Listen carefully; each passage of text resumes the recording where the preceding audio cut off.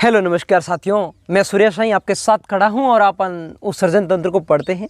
उत्सर्जन तंत्र के पहले टॉपिक को अपन ने कंप्लीट कर लिया था, लेकिन आज दूसरे टॉपिक को पढ़ने जा रहे हैं और इस टॉपिक का नाम है नेफ्रॉन की स्ट्रक्चर। जो नेफ्रॉन है हमारी किडनी और गुर्दे में, एक किडनी में 1 मिलियन नेफ्रॉन पाए जाते हैं। तो अपने एक नेफ्रॉन की एक आज स्ट्रक्चर देखी और इस स्ट्रक्चर में अपन देख सकते हैं कि किस प्रकार से रुधिर आता है और किस प्रकार से रुधिर का फिल्ट्रेशन होता है। तो इसलिए मैंने पहले ये डायग्राम बनाया ताकि थोड़ा वीडियो लंबा नहीं हो, इसलिए। तो मैं आपको बता दूं कि हमारे शरीर में ये किडनी है, ये रुधिर को छानने का कार्य करती है। तो किडनी रुधिर को छानती है। तो रुधिर में होता क्या है, जो रक्त होता है, इस रक्त में पहला तो अमीनो अम्ल, ये अमीनो अम्ल हमारे को ऊर्जा देने का कार्य करते हैं, ये भी हमारे शरीर में ज़रूरत है। और दूसरा होता है NaCl, ये भी हमारे शरीर में बहुत सारी ऐसी जो संयोग क्रियाएं कराने के लिए सहायक होते हैं। और एक होते आयंस, वो भी शरीर में तापमान को संतुलित करने के सहायक होते हैं। और शर्करा होती है, वो भी हमारे शरीर में ऊर्जा वाले घटक होते हैं। तो एक यूरिन होता है जिसको मूत्र के नाम से जाना जाता है, ये हमारे शरीर में कोई कार्यकर नहीं है। ये नाइट्रोजन कंपाउंड जिसको शरीर से बाहर त्यागने की बहुत आवश्यकता होती है, इसीलिए ये हमारे शरीर में इसकी आवश्यकता नहीं है। तो हमारे शरीर में ब्लड में जो यूरिन होता है, इसको फिल्ट्रेशन करने के लिए हमारी किडनी ये महत्वपूर्ण काम करती है। तो होता क्या है, हमारे शरीर में जो भी रक्त होता है, उस रक्त में जब यूरिन मिल जाता है तो वो रक्त क्या करता है, वक्रीय धमनी के द्वारा किस में प्रवेश करता है, किडनी में प्रवेश करता है। किडनी में बहुत सारे ऐसे 1 मिलियन नेफ्रॉन लगे होते हैं। और इस नेफ्रॉन के द्वारा, जब नेफ्रॉन में इस वक्रीय धमनी के द्वारा जब रुधिर अंदर आता है तो अंदर आने पर बहुत सारे नेफ्रॉन लगे होते हैं। तो इस नेफ्रॉन में होता क्या है कि सबसे पहले तो नेफ्रॉन में एक बोमेन संपुट की आकृति होती है, ये इसमें ग्लोमेरुलस फिल्टर लगा रहता है। ये महत्वपूर्ण फिल्ट्रेशन का काम करता है, जिसको ग्लोमेरुलस फिल्टर कहते हैं। ये जब रुधिर आता है तो उसमें ग्लोमेरुलस फिल्टर में जाता है। तो ग्लोमेरुलस फिल्टर की बाहरी आकृति को बोमेन संपुट के नाम से जाना जाता है। ये सी आकार की, सी शेप की आकृति होती है, ठीक है। तो इसमें बहुत सारे ग्लोमेरुलस, एक मसल्स की एक मेरुलस होता है, ये फिल्ट्रेशन का काम करता है। ये रुधिर को छान लेता है। ज़्यादातर रुधिर, लगभग 80% रुधिर यहाँ से ही सन जाता है। लेकिन रुधिर वापस जब इसमें छान के वापस जब रुधिर नीचे आता है, नीचे आने पर यूरिन इसके साथ ज़्यादा मात्रा में आ जाता है। तो यहाँ क्या करता है, ये है PCT, मतलब प्रोक्सिनल कन्वोल्यूटिव ट्यूब। ये अभिवाही नलिका है। ये अभिवाही नलिका में क्या होता है, जब भी रुधिर यहाँ आता है तो रुधिर आने पर यह H+ सिक्रेशन करता है। ये H+ आयन अम्लीय प्रकार का एक वातावरण तैयार करता है, ताकि जो भी अमीनो अम्ल और ग्लूकोज ऊर्जा देने वाले घटक है, इसको ये रुधिर वापस अपने साथ मिला के वापस ग्लोमेरुलस फिल्टर के द्वारा, ये वक्रीय शिरा के द्वारा वापस रुधिर को अपने शरीर में भेज देते। तो अभिवाही धमनी में H+ सिक्रेशन के द्वारा अमीनो अम्ल और ग्लूकोज को वापस ये ग्लोमेरुलस फिल्टर में जो ऊर्जा वाले घटक है, इसको ले जाता है रुधिर। और यहाँ तक आते आते रुधिर जो है वापस यहाँ तक आते आते, ये क्या है, ये 20 वाला गैप है। ये 20 वाला गैप किसका है, PCT प्रोक्सिनल कन्वोल्यूटिव ट्यूब अभिवाही नलिका, और ये जो DCT है अपवाही नलिका, इसके 20 वाला भाग है। DCT में ज़्यादातर यूरिन रहता है, ज़्यादातर मूत्र ही रहता है। इसके साथ थोड़े से कुछ आयंस रहते हैं, लेकिन वो भी वापस अपने शरीर में वापस जो रक्त में बह जाते हैं, वापस शरीर में चले जाते हैं। और यूरिन, सारा का सारा यूरिन इस कलेक्टिंग डक्ट संग्राहक नलिका में आ जाता है। और वापस संग्राहक नलिका में जब आता है तो यूरिन यहाँ इकट्ठा हो जाता है। इकट्ठा होने के बाद प्रक्रिया बाद में देखेंगे। इसके बाद देख लेते हैं कि जो ये पूरा का पूरा यहाँ से लेके जो PCT और DCT है, ये यहाँ से लेके यहाँ तक संग्राहक नलिका तक, इसको हेनले का लूप के नाम से जाना जाता है। ये हेनले का लूप होता है। हेनले साहब ने इसकी लूप की खोज की, इसलिए इसका नाम हेनले का लूप पड़ा, ठीक है। तो इस प्रकार से एक नेफ्रॉन की स्ट्रक्चर होती है, ठीक है। बाद में रुधिर तो सन के वापस जाता है। वापस जाने पर ये जो रीनल जो वेंस है, इसके द्वारा शरीर में वापस रुधिर चला जाता है। और रीनल आर्टरी के द्वारा रुधिर इस ग्लोमेरुलस फिल्टर के अंदर आता है, ठीक है। तो ये सारा सिस्टम हमारे नेफ्रॉन में होता है। तो बाद में क्या होता है कि यूरिन यहाँ आ जाता है। तो आप देख सकते हैं कि हमारी किडनी में बहुत सारे 1 मिलियंस नेफ्रॉन होते हैं। तो अलग अलग नेफ्रॉन में एक संग्राहक नलिका होती है, तो उसमें यूरिन सारा इकट्ठा हो जाता है। इकट्ठा होने के बाद इससे आगे एक नली लगी रहती है। छोटी छोटी नलिकाओं से एक बड़ी नलिका बनती है, क्योंकि 1 मिलियंस नेफ्रॉन जब मिलकर एक बड़ी नलिका का निर्माण करते हैं तो उस नली के द्वारा वापस एक बार की तरफ एक बड़ी नली खुलती है, जिसका नाम है मूत्र नलिका। मूत्र नलिका या मूत्र वाहिका में ये सभी नेफ्रॉन के जो संग्राहक नलिका में यूरिन पड़ा हुआ है, ये एक बड़ी मूत्र वाहिका या मूत्र नलिका के द्वारा ये मूत्राशय में चला जाता है। किस में चला जाता है? मूत्राशय में चला जाता है। ये मूत्र किस में चला जाता है? मूत्राशय में चला जाता है। अभी तक आपको समझ में नहीं आया होगा, मैं आपको बता देता हूँ कि ये अपनी एक किडनी होगी, ये अपनी दूसरी किडनी होगी, ठीक है। तो इस किडनी की यहाँ ये दोनों किडनी में दोनों तरफ से ये मूत्र नलिकाएं लगी रहती हैं। ये मूत्र नलिकाएं आगे जाके मूत्राशय में मिलती हैं, और मूत्राशय जब भर जाता है तो आगे मूत्र मार्ग के द्वारा अपन इसको बाहर त्याग देते हैं यूरिन को, ठीक है। तो होता क्या है, इसमें बहुत सारे नेफ्रॉन लगे होते हैं। मैंने ये छोटी छोटी स्ट्रक्चर मान के चलो, ये नेफ्रॉन 1 मिलियंस नेफ्रॉन यहाँ बन नहीं पाएंगे, लेकिन माने ये नेफ्रॉन है। इस नेफ्रॉन में ये यहाँ संग्राहक नलिकाएं, ये सभी संग्राहक नलिकाएं आपस में छोटी छोटी एक डक्ट के द्वारा मिलके वापस इस बड़ी डक्ट में चले जाते हैं। इस डक्ट में इसको मूत्रवाहिका या मूत्र नलिका के नाम से इसको जाना जाता है, ठीक है। तो इसको फिर यहाँ आते इसमें भी ऐसी प्रक्रियाएँ होती हैं। फिर इसमें भी ये जो मूत्र है, यूरिन है, इसमें आ जाता है। इसको कहते हैं मूत्राशय। यहाँ मूत्र का संचय होता है या मूत्र इकट्ठा हो जाता है, ठीक है। फिर मूत्र मार्ग के द्वारा अपन मूत्र को त्याग लेते हैं, लेकिन फीलिंग कब होती है ये बाद में बताऊंगा। लेकिन यहाँ आ जाता है, ऐसा सिस्टम प्रक्रिया होती है। लेकिन एक तो ये है, ये नेफ्रॉन है, ये तो एक ऐसी इसकी स्ट्रक्चर इस यहाँ पर एक छोटा सा होता है, बहुत सारे 1 मिलियंस होते हैं, तो ऐसी स्ट्रक्चर इसकी होती है। तो इस प्रकार से इसको संग्राहक नलिका में इकट्ठे हो गए यहाँ मूत्राशय में चला जाता है, ठीक है। तो यहाँ आप देख सकते हैं कि मूत्राशय में चला जाएगा, फिर मूत्र मार्ग के द्वारा इसको बाहर त्याग दिया जाएगा, ठीक है। तो आपने देखा कि इस प्रकार से स्ट्रक्चर होती है, इस प्रकार से ये सानने का कार्य करते हैं और यूरिन को शरीर से बाहर त्यागने का कार्य करते हैं, ठीक है। तो यहाँ से मैं इसको रिमूव कर लेता हूँ, आप वीडियो को पॉज करके इसको बना भी सकते हैं। तो मेरे दोस्तों, आपने देखा कि ये ग्लोमेरुलस फिल्टर जो महत्वपूर्ण रूप से ये प्रमुख भूमिका निभाता है ब्लड को फिल्ट्रेशन करने में। आप देख सकते हैं, अपने फेफड़ों में पढ़ा था कि ऑक्सीजन का जो एंटर करता है और CO2 को ये आउट करता है। तो फेफड़े क्या करते हैं? फेफड़े करते हैं ब्लड का प्यूरिफिकेशन, ब्लड का शुद्धिकरण फेफड़े करते हैं। और ब्लड को छानते कौन है? छानने का काम ये किडनी करती है, गुर्दे या इसको वक्र कहते हैं। देखो, फेफड़े तो करते हैं शुद्धिकरण, जिसको इंग्लिश में कहते हैं प्यूरिफिकेशन, ठीक है। ये तो ऑक्सीजन को जोड़ते हैं और CO2 को आउट करते हैं। और जो किडनी होती है, ये किडनी करती है क्या? ये तो रक्त का छानने का काम करती है, रक्त को छानना, रक्त का प्यूरिफिकेशन ये फेफड़े करते हैं और रक्त का फिल्ट्रेशन ये जो है ये किडनी करते हैं, वक्र या गुर्दे करते हैं, ठीक है। किडनी कह दो, वक्र कह दो, गुर्दे कह दो, ये एक ही चीज़ है। हमारे शरीर में एक जोड़ी में होते हैं, एक जोड़ी मतलब 2 होते हैं, ठीक है।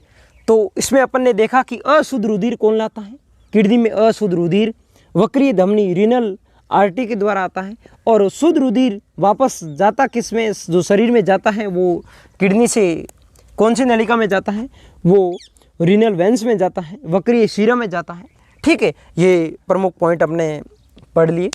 बाद में यूरिन स्टोर कहाँ होता है? कलेक्टिंग डक्ट, संग्राहक नलिका में ये यूरिन स्टोर हो जाता है, ठीक है। जो प्रोक्सिनल कॉन्वोल्यूट ट्यूब जो अभिवाही जो नलिका थी, अभिवाही नलिका में जो हमारा अमीनो एसिड और शर्करा थी वो स्टोर हो जाते हैं। ऊर्जा वाले घटक वहाँ से वापस ब्लड में चले जाते हैं। और इसमें बाद में जो DCT थी, DCT में क्या क्या, DCT में ज़्यादातर तो NaCl और आयंस यहाँ से वापस चले जाते हैं। ठीक है, NaCl आयंस हमारे शरीर में तापमान को संतुलित करवाने में सहायता करते हैं। ठीक है, आगे बढ़ते हैं। आगे बढ़ने पर बात करते हैं कि जो आपने ये ग्लोमेरुलस फिल्टर देखा, जो ये ग्लोमेरुलस फिल्टर था नेफ्रॉन के अंदर, ये किस प्रकार से ये रुधिर को छानने का कार्य करता है। ये 125 ml प्रति मिनट ये रुधिर को छानता है। ठीक है, और ये प्रतिदिन 180 लीटर प्रतिदिन ये रुधिर को छानने का कार्य करते हैं। तो आप देख सकते हैं 180 लीटर प्रतिदिन ये रुधिर को छानने का कार्य करते हैं। तो इसकी क्षमता कितनी बहुत गुनी है। तो मैं ये कह सकता हूँ कि फेफड़े की तुलना में 5 गुना ज़्यादा, फेफड़े की तुलना में 5 गुना ज़्यादा ये किडनी हमारी कार्य करती है। फेफड़े की तुलना में 5 गुना ज़्यादा इसकी रक्त को छानने की इसकी क्षमता है, रक्त को फिल्ट्रेशन करने की इसकी क्षमता है। ठीक है, तो आगे बढ़ते हैं। आगे बढ़ने पर बात करते हैं यूरिन के बारे में। जो यूरिन है, इस यूरिन के बारे में अपन बात कर लेते हैं कि यूरिन जिसको मूत्र के नाम से जाना जाता है, ये मूत्र जिसका कैसी प्रकृति होती है, इसका नेचर क्या होती है। ठीक है, तो अब बात करते हैं यूरिन के बारे में। जो यूरिन है, इसका पीएच, यूरिन मतलब जिसको इंग्लिश में यूरिन और इसको मूत्र के नाम से जाना जाता है, इसको मूत्र कहते हैं। ठीक है, इस मूत्र का पीएच है वो 6 होता है। 6 मतलब अम्लीय होता है, स हो गया तो अम्लीय हो गया। ठीक है, तो इस पीएच का इसका 6 है।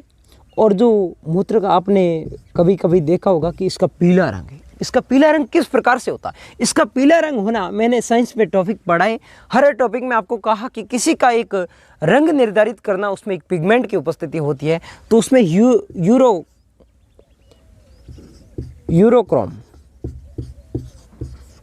यूरोक्रोम वर्णक की उपस्थिति के कारण मूत्र का रंग पीला होता है।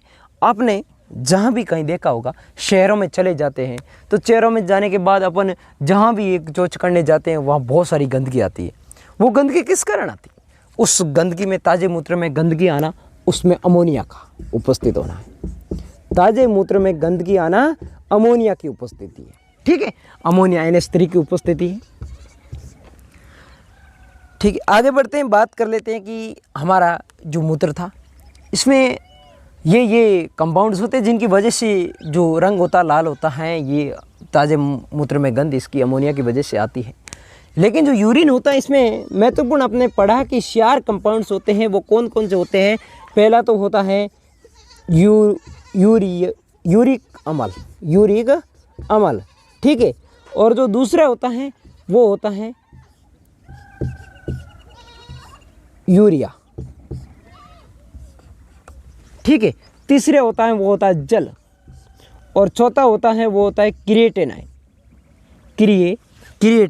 क्रिएटिनाइन में हड्डियों और मांसपेशियों से टूट कर जो बनता है अपशिष्ट, उसको क्रिएटिनाइन। ठीक है, तो ये प्रमुख रूप से 4 कंपाउंड्स होते हैं। और यूरिक अम्ल होता है वो 0.4% हमारे जो यूरिन में होता है। और यूरिया होता है, जो यूरिया और जल होता है 95%। क्रिएटिनाइन होता है 4%। ठीक है, ये होता है 2.5%। ठीक है, तो इतना इसका भाग होता है। लेकिन इसको 7% माना जाता है, कुछ में कम होता है। ये मान के चलो 3 से 4% तक ये क्रिएटिनाइन होता है। तो ये यूरिक अम्ल है। ये यूरिक अम्ल जॉइंट में पाया जाता है।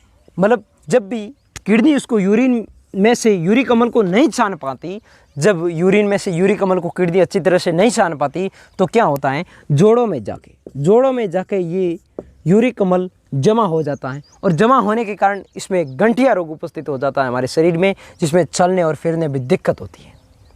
ठीक है, ये क्रिस्टल का रूप जालक बना लेता है। ये होता क्या है, यूरिक अम्ल। ऐसा होता है यूरिक अम्ल। जब यूरिक अम्ल, ये पथरी का रूप है, जब भी इसको किडनी अच्छी तरह से नहीं छान पाती, तो जब भी जोड़ों वाला स्थान है, जैसे घुटनों के बीच का स्थान है, इस जोड़ों वाले स्थान में ये जाके जमा हो जाता है, वहाँ ये क्रिस्टल का रूप ले लेता है, क्रिस्टल में कठोर परत का रूप ले लेता है और वापस चलने फिरने में ये तकलीफ होती है। और आजकल बूढ़े लोगों की तकलीफ यही है कि उसके घुटने दर्द होना, यूरिक एसिड का जॉइंटों में जमा हो जाना।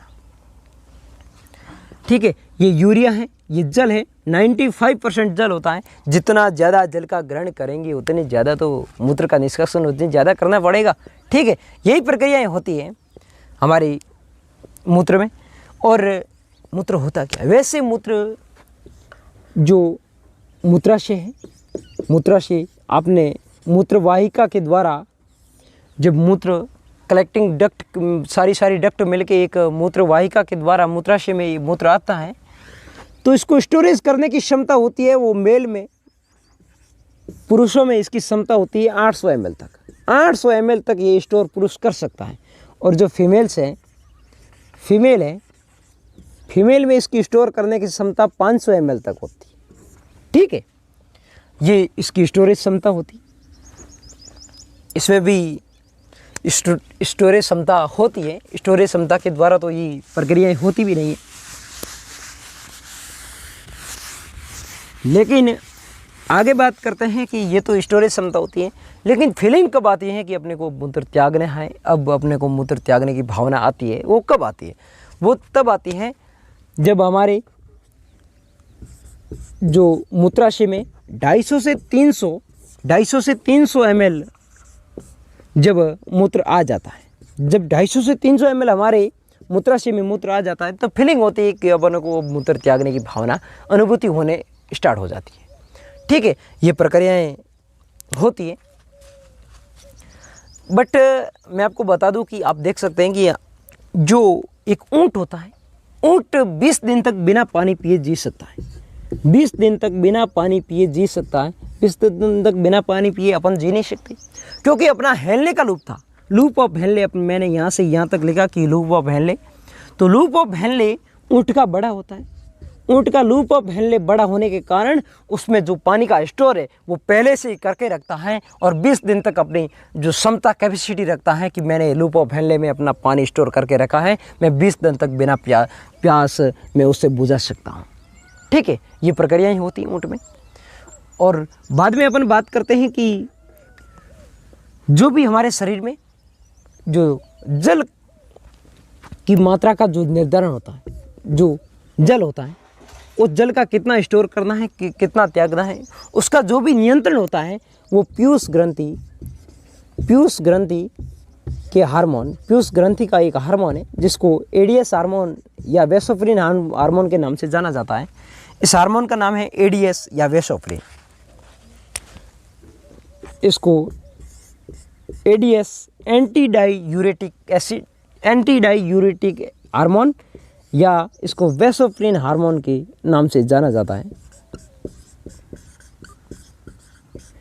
इस हार्मोन की वजह से ही हमारे शरीर में रक्त का संतुलन होता है। ठीक है, अब होता क्या है, वेसोफ्रिन हार्मोन की उपस्थिति के कारण क्या होता है, क्या नहीं होता है, मैं ये प्रक्रिया आपको आगे बताता हूँ। कि जो जल में पीयूष ग्रंथि है, नहीं, जो हमारी पीयूष ग्रंथि में जो वेसोफ्रिन हार्मोन है, ये जल के स्त्रवण की जो भी संतुलन की प्रक्रिया है इसको निर्धारित करता है। किस प्रकार से करता है, जैसे ये एडीएस हार्मोन है, यहाँ पर भी एडीएस हार्मोन है। ठीक है, एडीएस हार्मोन जब हमारे शरीर में, जब ये ज़्यादा मात्रा में निकलेगा, ज़्यादा मात्रा में इसका सिक्रेशन होगा, तो जब एडीएस हार्मोन ज़्यादा निकलेगा तो शरीर में जो भी जल होगा, उस जल का हमारे शरीर में अवशोषण ज़्यादा होगा। जल का अवशोषण ज़्यादा होगा, जल का अवशोषण ज़्यादा। जब जल का अवशोषण ज़्यादा तो शरीर से जल बाहर कम, शरीर से जल बाहर कम। जब शरीर से जल बाहर कम जाएगा, तो जब शरीर से जल बाहर कम, तो शरीर में जल की मात्रा बढ़ जाएगी, जिससे बीपी हाई हो जाएगा, जिससे कौन सा रोग आ जाएगा? जिससे बीपी हाई हो जाएगी, बीपी हाई हो जाएगी, ठीक है, बीपी हाई हो जाएगी, हाई हो जाएगी। अब दूसरी प्रक्रिया पढ़ लेते हैं। जब एडीएस हार्मोन की अधिकता नहीं होगी, हमारे शरीर में इसका सिक्रेशन कम होगा, तो कम होने पर जब इसकी कम मात्रा में ये बनेगा तो क्या होगा? जल का अवशोषण कम होगा, जल का शरीर के अंदर अवशोषण कम होगा। पिएंगे तो अपन ज़्यादा ही, वैसे ही जल का अवशोषण शरीर के अंदर कम। जब जल का अवशोषण शरीर के अंदर कम होगा तो क्या होगा? जल है वो शरीर से बाहर ज़्यादा, मतलब बार बार मूत्र आने की संभावना होगी, तो शरीर से बाहर ज़्यादा, शरीर से बाहर जल है वो ज़्यादा। जब शरीर से जल बाहर ज़्यादा होगा तो उसको डिहाइड्रेशन के नाम से बीमारी कहते हैं, कि डिहाइड्रेशन, उसको बार बार मूत्र आते हैं, उसको क्या कहते हैं? डिहाइड्रेशन उसको कहा जाता है, क्योंकि उसमें एडीएस हार्मोन की बनावट कम है। जब एडीएस हार्मोन कम बनेगा तो उसको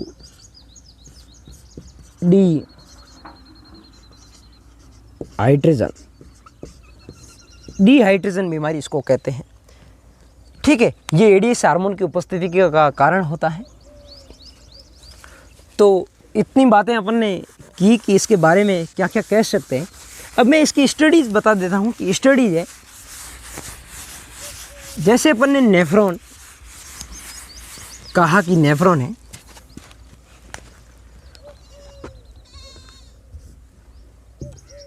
अपन ने क्या पढ़ा? अपन ने नेफ्रॉन पढ़ा।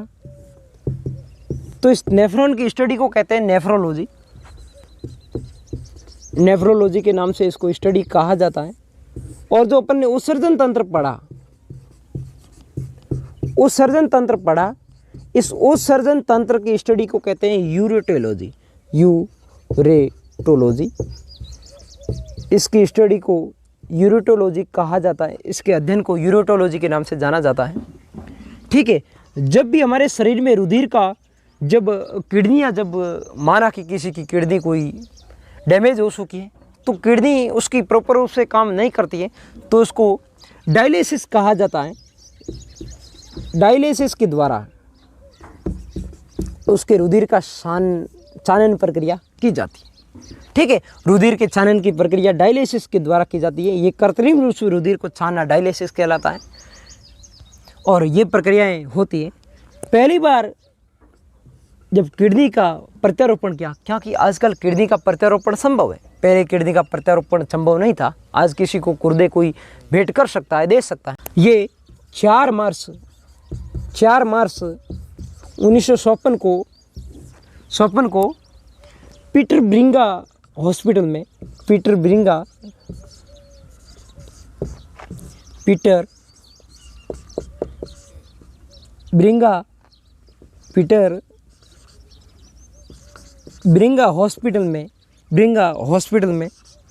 हॉस्पिटल में हुआ। ये जोसेफ मूरे ने किया। किसने किया?